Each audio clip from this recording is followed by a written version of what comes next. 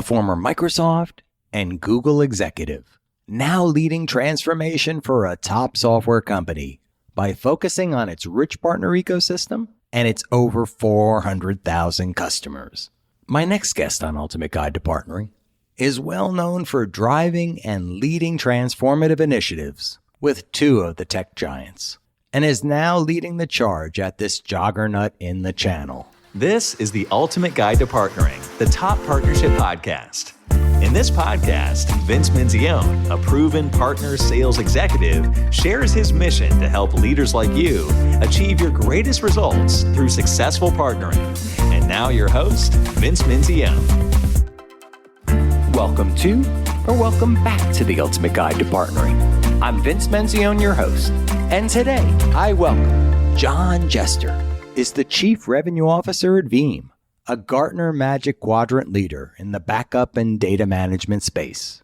Veeam has an enviable footprint of both customers and partners, and John is reshaping and leading Veeam's partner-first charge.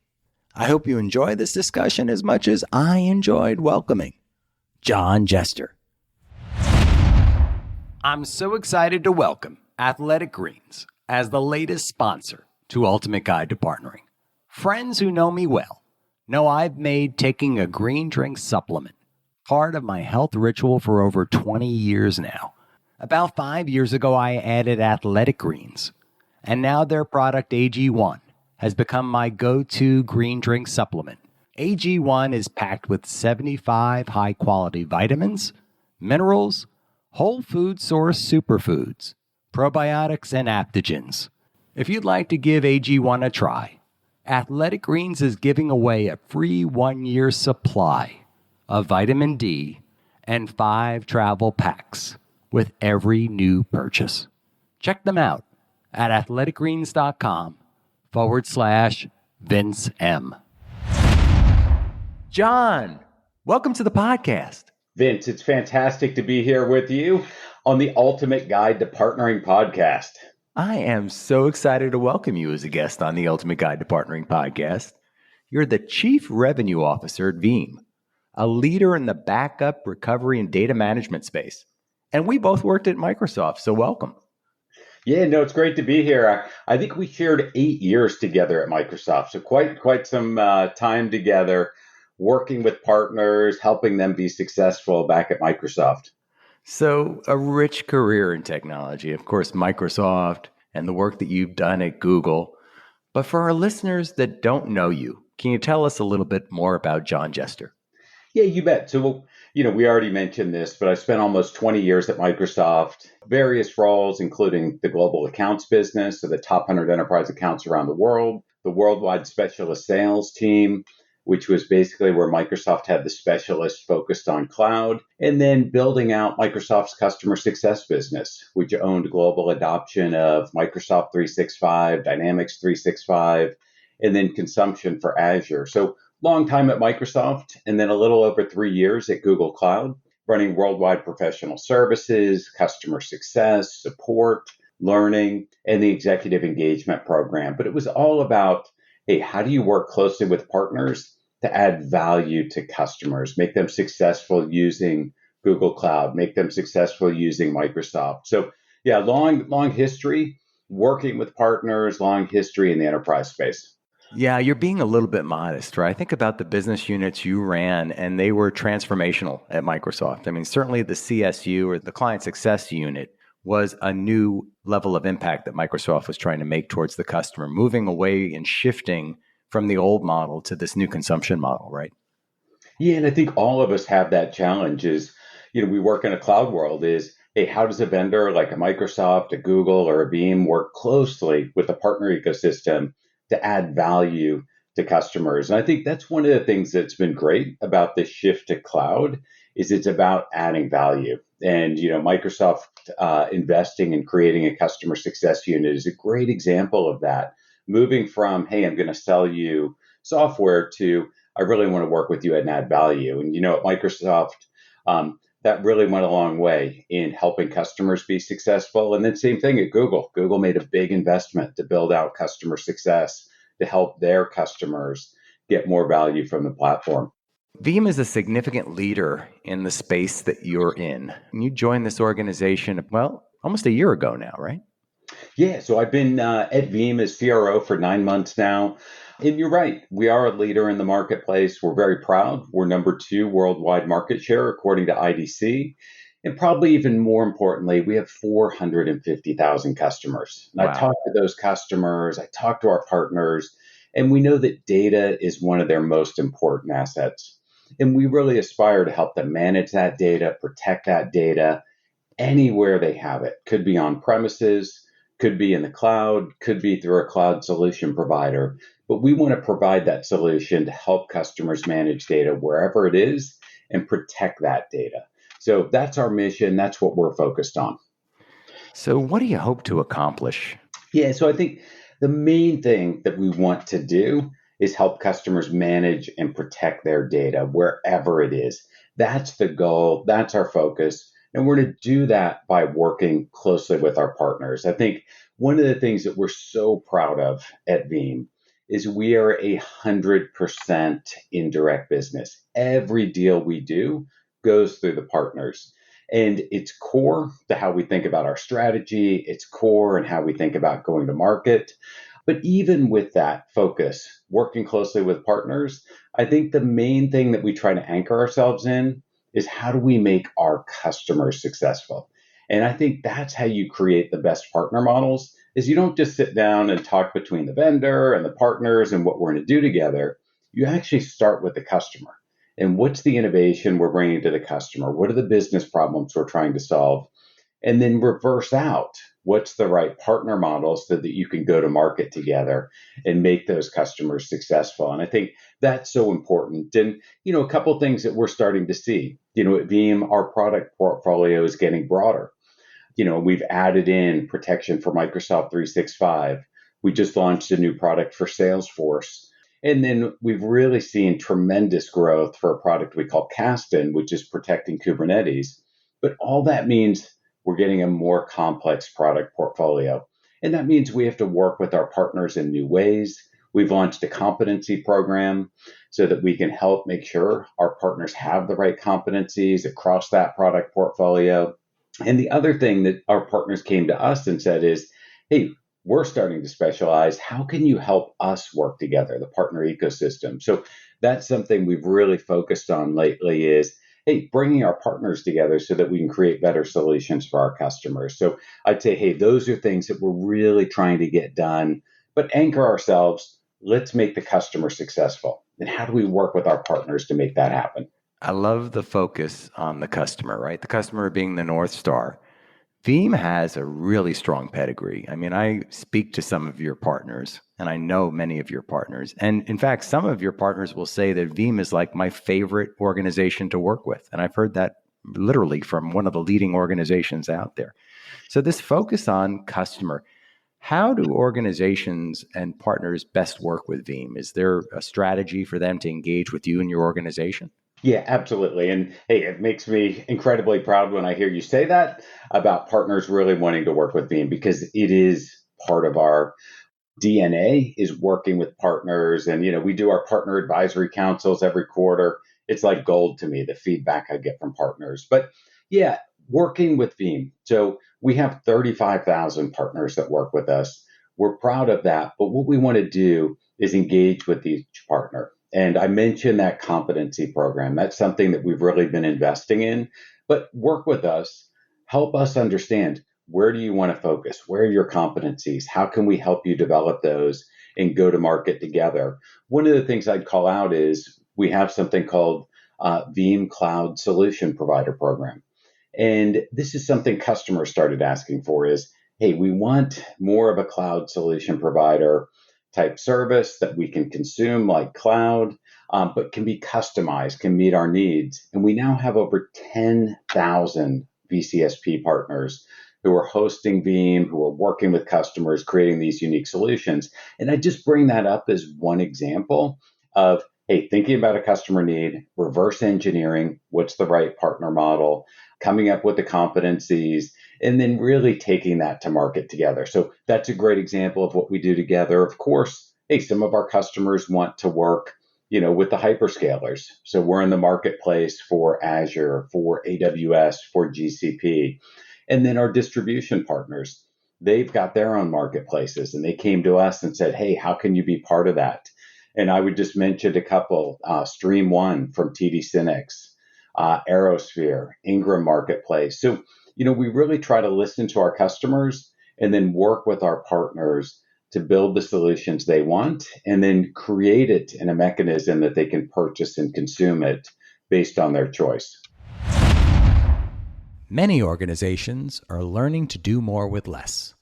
And as you think about how you're going to reach your revenue targets this year, I recommend you check out PartnerTap, a founding sponsor of Ultimate Guide to Partnering. PartnerTap's pipeline discovery and co-selling platform will help your channel and sales teams to hit their revenue targets faster, even with fewer resources. PartnerTap gives your teams the new automation and partner data you need to source more pipeline and close deals faster with your best partners. You can find out more information at partnertap.com. Marketplaces are just so important right now. I don't know if you saw the latest from Canalys, $45 billion that will flow through marketplaces by 2025. So you're prescient in leading the charge here, John, on marketplaces. You mentioned the hyperscalers, and we talked about the cloud solutions, 10,000 partners in the VCSP program that you have. What do you do there? Like, how do you get those organizations best engaged with Veeam? Yeah, so we have a dedicated onboarding program where we go through the technical competencies, and a lot of those VCSPs actually customize our product and they add value-added services on it.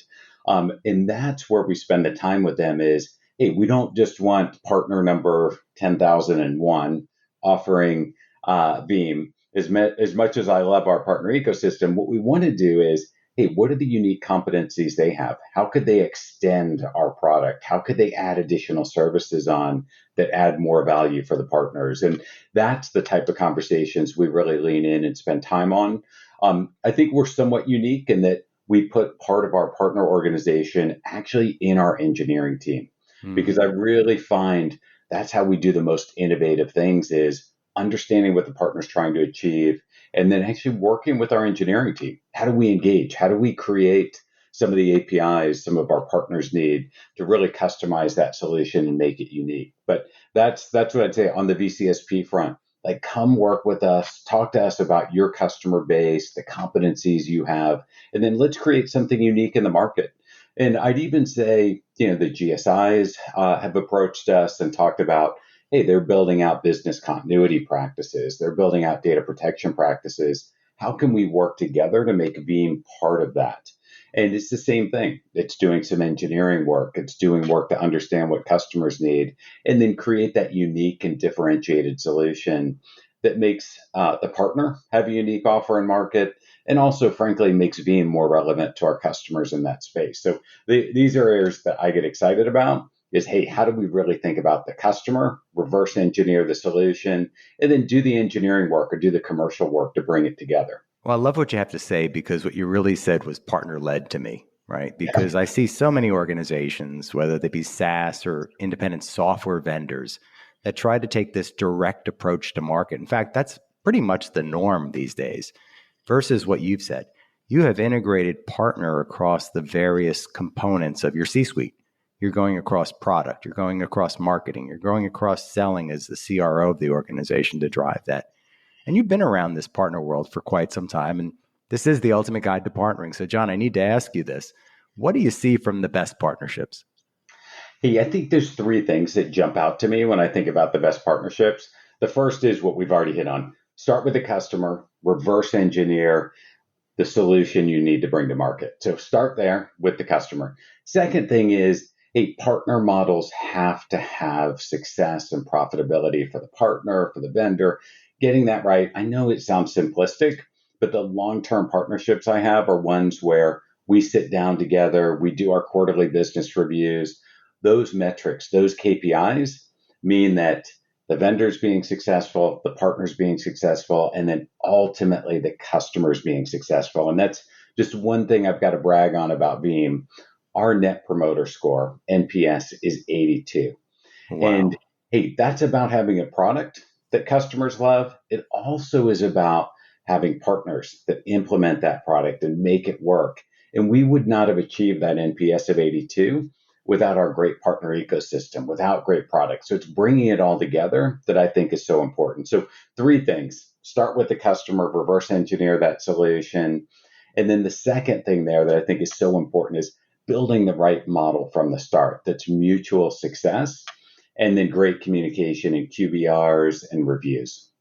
And you pointed out the value back to the partner. You mentioned this a few times, and I want to stress it, right? Because sometimes, again, the direct model, but even the marketplace model doesn't always allow for value on both sides. In fact, many of the partners that we all know and love they abhor the marketplace. I'll be candid in saying this because they don't see enough value. They don't see the top line revenue to their organizations generally, and they're not seeing the incremental value in embracing marketplaces. But what you're telling me and telling our audience here is that in fact, you're creating joint value. They are building on top of the Veeam solution, which is adding incremental value to the offering, but also greater value to the customer. Yeah. And I think that's so important. If you build that type of model, you're going to create long-term success. And that's what we're oriented on. So you've been around these partnerships for quite some time. I mean, 20 years at Microsoft. I mean, I feel like Microsoft almost invented the channel back. If you go back to Boca Raton and the first PC, right? Yeah. And then 3 years at Google, running a client-based or customer-focused organization, but also very partner-centric. Why do you think that organizations often don't get it right? Like, what would you say to the partners that you had worked with or the organizations that you were trying to partner with that didn't get it right? What would you say to them now? Hey, I'd say the first thing that I always run into when something goes wrong in a partnership, it's poor communication. It sounds so simple, but how many times is someone maybe unhappy with the dynamics of the partnership, or you've got a big customer implementation that's going wrong, and instead of communicating, saying I need help, or saying, hey, this is just not working for me, it's putting pressure on me from an economical standpoint that's not sustainable. Like, be transparent, have the conversation. And I've always found that when you have an open dialogue, you can course correct, you can fix partnerships, you can fix a challenging customer implementation, et cetera. Where it goes wrong, you don't have the open communication, things build up, and inevitably there's some type of blow up, and that can be unrecoverable. And so that's my number one thing is open communication. We're only successful if we make our end customer successful. And that comes by working and adapting and thinking that we're going to have everything right from day one and we're going to have the perfect model and the perfect deal. It's just not realistic. We're going to have to adapt. We're going to have to change. And if we communicate and we talk to each other, we can make that happen. Yeah, I find it as well, right? Organizations don't communicate enough. I say you need to over communicate, almost in an aggressive way, but a diplomatic way, and point out like what's not working, right? We got green, yellow, red on our scorecard. We're yellow or red, but we're not talking about that. It's almost like the elephant in the room. People go into the meeting with kind of that on their mind, right? Yeah, you're spot on. I spent 3.5 years in the UK while I was working with Microsoft. And there was a term I picked up on there. They called it tea and biscuits, which means, hey, you sit down, you have a meeting with the partner, maybe you have tea, you have biscuits, you're very nice, you don't talk about anything difficult. And it's so important to, stay away from that type of relationship because it may feel good in the meeting. You may walk out and everyone's like, oh, we didn't rock the boat. But you're not actually creating a great partnership. You're not building better solutions. You're not taking care of customers. So I always say, hey, avoid the tea and biscuits meeting. I do enjoy the tea and biscuits, don't get me wrong, but talk about the tough issues. Go after that elephant in the room. That's how you're going to have a better partnership. I like tea and biscuits. I might use it. I've been using the term Barney meetings, I love you, you love me. Yeah. And then almost kumbaya, right? So many times I'd have these meetings when I was a GM at Microsoft with partners, and we'd have this great meeting. We'd say we're going to do all these great things, and then nothing would happen. We'd all go away. And I'd ask the PDM later on, like, whatever happened? And there was no follow-up, right? Yeah. So important. So I love what you have to say about the partnership side, and we're gonna reuse some of this, but I'd love to pivot. Like, you have had just an amazing career, John.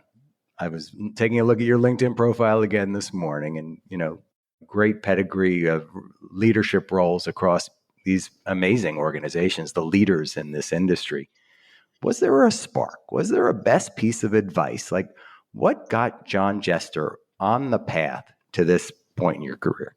Yeah, so I'd say this is not anything that's rocket science, but I'd say early in my career, someone pulled me aside and gave me really good advice, which is it's not what you accomplish, it's how you accomplish it. And I know that sounds simplistic, but I think a good test for all of us to have, especially early in career when you're leading teams, is hey, you're going to work on a tough project together. And that project, let's say it's a successful project, that's not actually what's going to determine the long-term sustainability of your ability to get things done. It's going to be the people on that team. Would they volunteer to work for you again, to work with you again? So how you get things done, how you treat people, how you make them successful is actually much more important to the long-term sustainability of delivering results than, hey, you go in, you're aggressive, you get a project done, the project's a success. Early in our career, we think, hey, we did it, high five, job well done. It's actually really how you did it. And do people want to continue to work with you? That's what will drive long-term sustainable results. I love what you have to say here. Is there any words of advice for leaders out there looking to be better leaders? Yeah, I think, Kate, the big thing, and I sound like a broken record, is they start with the customer, reverse engineer what you need to get done, enable your teams, put the KPIs in place, open communication. Doing all those things, I think, is what sets us up for success. I love that. So, John, we're going to have a little bit of fun. This is one of my favorite questions I get to ask, and I don't ask it of every guest, but I do want to ask this of you. You are hosting a dinner party, and for this amazing dinner party, you can invite any 3 guests from the present or the past. Whom would you invite and why? Yeah, it's a fascinating question. So who I would invite Albert Einstein, Leonardo da Vinci, Isaac Newton. And why would I do that? Because I think all of them obviously were innovative and were thought leaders in their respective timeframes. They were all also thought of as probably slightly crazy by the mainstream for coming up with these creative and innovative ideas.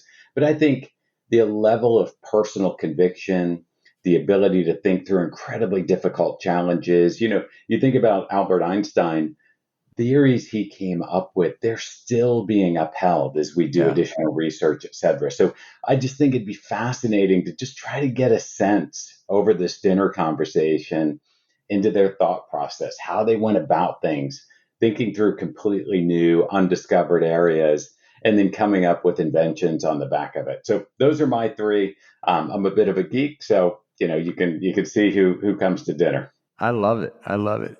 Where are you going to host this party? Do you have a location planned out? I think I could see this happening probably in Napa Valley down in California. I think if we had the right wine set up, a little sunset action, we could get the most creativity out of this conversation, really get people to open up and chat. I love that. I think Leonardo would definitely open up with a nice glass of red. What do you think? I do. So, John, for our listeners, this is 2023, and we're really stepping into 2023 now, right?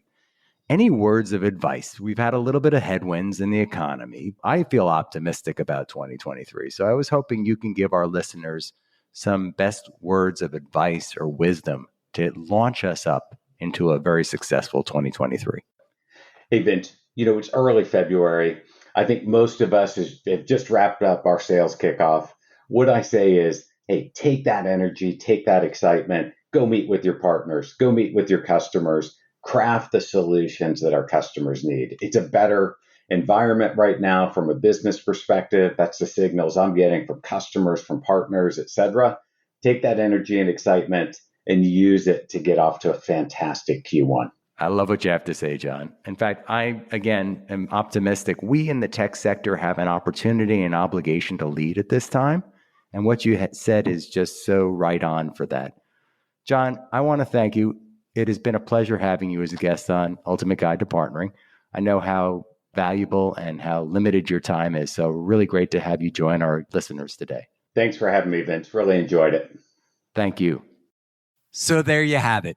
Another amazing guest joins Ultimate Guide to Partnering. And I hope you enjoyed this interview as much as I did.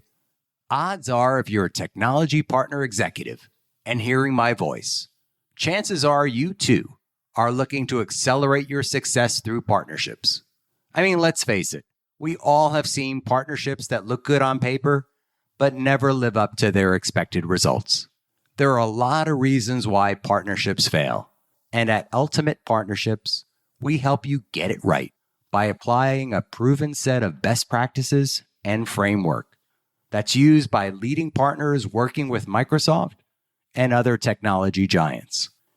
If you want to learn more, follow the link in the show notes or visit our website at ultimateguidetopartnering.com.